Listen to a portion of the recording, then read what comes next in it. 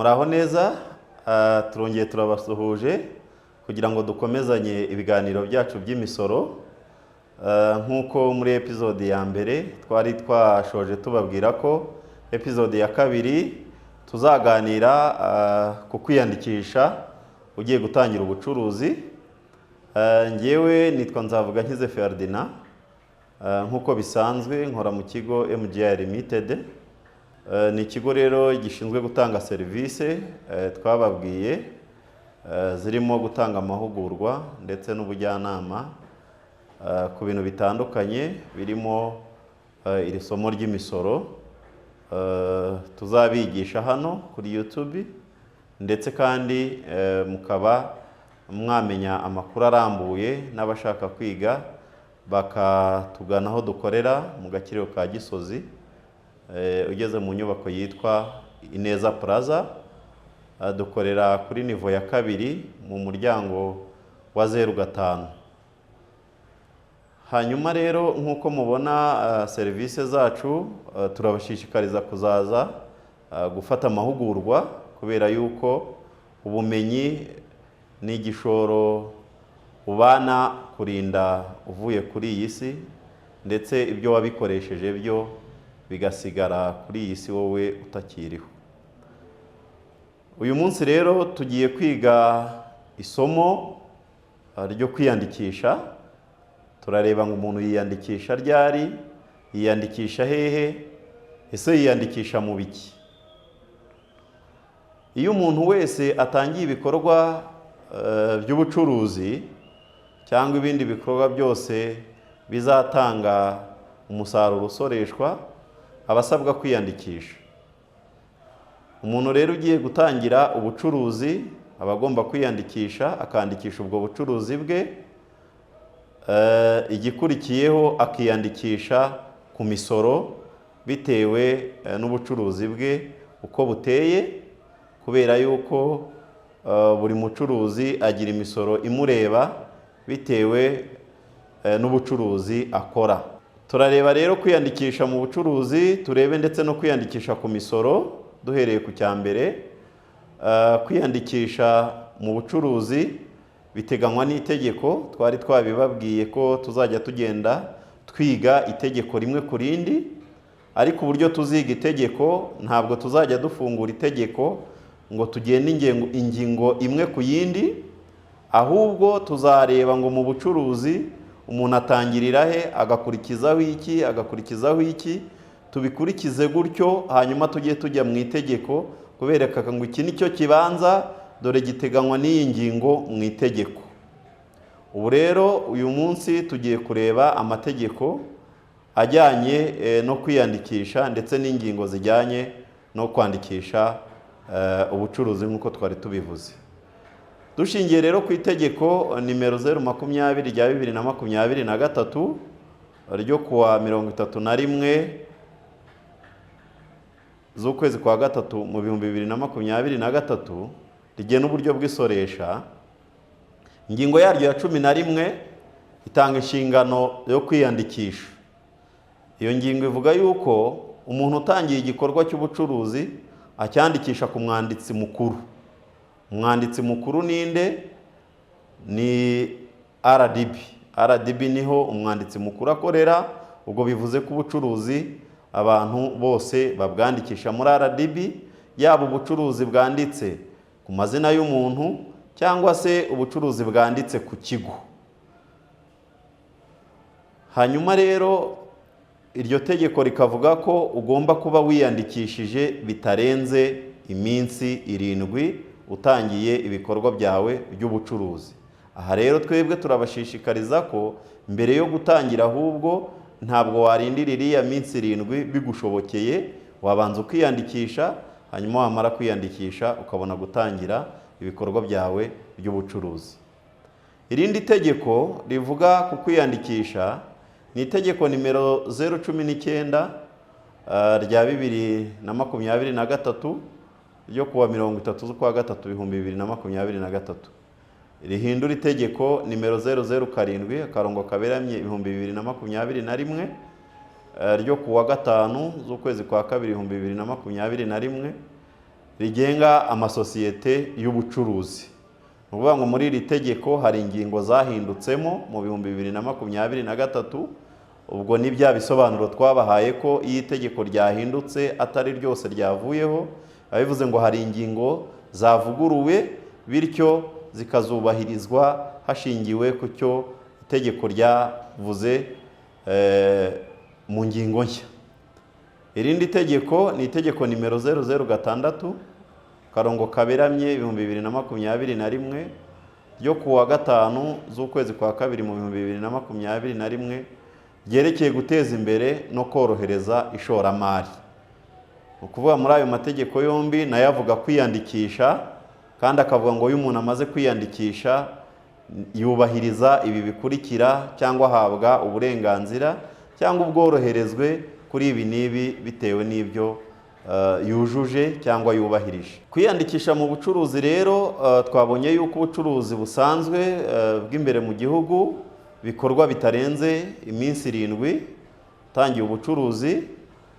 Itegeko rero tumaze kuvuga ryavuze yuko iyo ari isosiyete cyangwa ikigo byitwa companies mu ndimi z'amahanga kigiye kwiyandikisha, kikaba ari ikinyamahanga ariko kigiye no gukorera mu gihugu, cyo kiba kigomba kwiyandikisha bitarenze iminsi 10 y'akazi mu gihe imaze gushyiraho ahakorerwa ibikorwa by'ubucuruzi. Ubwo bahabwa iminsi 10. Kwiyandikisha mu bucuruzi rero wakwibaza uti uwiyandikishije mu bucuruzi aba yanditse ku yihe misoro? Ku ikubitiro iyo wiyandikishije mu bucuruzi wandikishije ikigo cyawe, yaba kampani cyangwa bwa bucuruzi bwanditse ku muntu ku giti cye nk'uko twabivuze, icyo gihe ako kanya uba wanditse ku musoro ku musaruro. Umusoro ku musaruro niwo twavuze ko umenyerewe mu nyito yitwa umusoro ku nyungu. Ikibazo aha ngaha wakwibaza ngo ese abantu bose baba banditse ku musoro ku musaruro baba basabwa kuwumenyekanisha cyangwa se kuwudekarara? Tuzabibona tugeze mu bwoko bw'imisoro n'igihe cyo kudekararira buri umwe. Ariko kugeza ubu ngubu twababwira ko ikibanza aba ari uko umenya ko wiyandikishije kuri uwo musoro. Hanyuma ibijyanye n'igihe cyo kuwumenyekanisha n'uburyo tuzabibona mu nyigisho zizakurikira.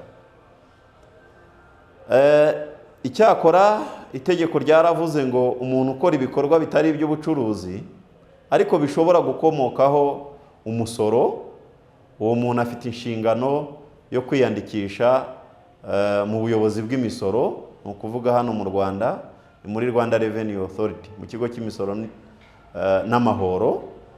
Abo twavuga nka bande, nk'iyo ugiye gushaka tini kugira ngo wiyandikisheho ikinyabiziga, urashaka se kwandikishaho umusoro ku bihembo, ukora ahantu urahembwa. Urugero nk'ukora muri ambasade ntabwo ziba zifite inshingano zo gufatira umusoro ku bihembo. Abakoramo b'Abanyarwanda bidekararira imisoro bakanayishyura. Icyo gihe rero ushobora gushaka tini yo kwiyandikishaho umusoro ku bihembo, ushobora gushaka tini yo kugira ngo ushobore kujya wishyura umusoro ku mutungo utimukanwa n'indi misoro itandukanye. Icyo gihe wiyandikisha muri Rwanda Revenue, ntabwo bisaba kujya kwiyandikisha ku mwanditsi mukuru muri RDB. Itegeko rero ryavuze ngo iki kandi? Ryavuze ko iyo umuntu akora ibikorwa birenze amafaranga miliyoni 20 y'ibyacurujwe mu mwaka, uwo muntu akaba asabwa kwiyandikisha muri TVA, umusoro ku nyongeragaciro. Tuzawubona mu buryo burambuye mu gihe kitarenze iminsi 7. Biravuze ngo ashobora kuba yagize igicuruzo cya miliyoni 20 ku mwaka, cyangwa se akaba yagize igicuruzo cya miliyoni 5 mu gihembwe kirangiye. Icyo gihe nabwo abasabwa kwiyandikisha kuri uyu musoro ku nyongeragaciro mu gihe kitarenze iminsi 7. Icyo gihe rero uwo muntu asabwa kwiyandikisha kuri uwo musoro ku nyongeragaciro, hanyuma akajya kuri rwa rubuga rwa RDB ku mwanditsi mukuru akongeraho uwo musoro wa TVA. itegeko rero ryahaye ububasha ikigo cy'imisoro n'amahoro, iyo ibyo utabikoze cyo gihabwa inshingano zo kukwandika kuri uwo musoro ku nyongeragaciro ariwo TVA cyangwa VAT. Hanyuma rero iyo ugiye kwiyandikisha ku bucuruzi unyura hehe? Unyura ku rubuga rwa RDB, ni wa@rdb.rw. Iyo ugeze kuri urwo rubuga waba ugiye kwandikisha kampani cyangwa ubucuruzi bwanditse ku muntu ku giti cye, icyo gihe unyura handitse Office of the Registrar General. Uwo nushoboye kwiyandikisha ku giti cye, utazabishobora azatugana tubimufashemo.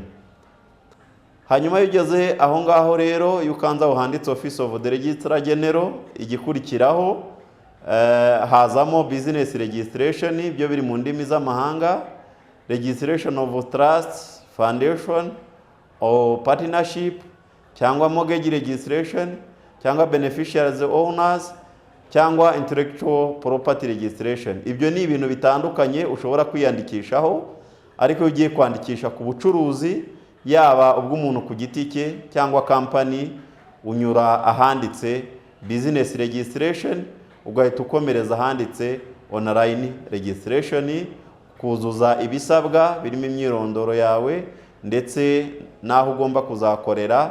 Ni inzira yoroshye, iyo ushoboye kubyikorera urabyikorera, ugashyiraho inyandiko bagusaba zikuranga, urugero ni irangamuntu cyangwa pasiporo, hanyuma ukaba ubonye company code cyangwa se enterprise code. Iyo nimero rero iranga ubwo bucuruzi iba ariyo tini yawe uzakomezanya, nta yindi tini usubira gusaba muri Rwanda Revenue ijyanye n'ubucuruzi.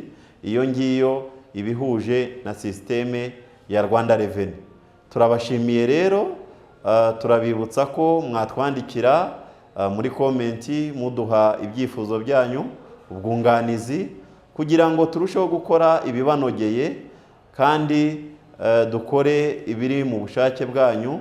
Twebwe hari uko tuba twabiteguye, ariko nimwe muzi icyo mukeneye, mukaba mwatubwira muti ibi nabyo mubituganizeho. Mu biganiro byacu ntibizabatangaze tugiye no mu bindi bitari imisoro, nubwo urubuga rwacu rwitwa imisoro, kubera yuko kugira ngo wishyure imisoro neza uko bikwiye hari ibindi bintu bigomba kwitabwaho, izindi factors. Ubwo rero ibyo nabyo ntibizabatangaze tubiganiriyeho, cyangwa tugashaka abandi baduha ibiganiro kuri ibi ngibi, kubera yuko dufite abakozi benshi batandukanye kandi bashoboye, ndetse n'abanyarwanda muri rusange ntabwo bazaba bahejwe hano kugira ikiganiro babagezaho, kugira ngo twese tubashe kungurana ubumenyi. Ndabashimiye, naho ubutaha kuri episode izakurikiraho tureba ku bwoko bw'imisoro ndetse n'itandukaniro ry'imisoro n'amahoro nk'uko twari twabibararikiye mu nyigisho yabanje. Murakoze.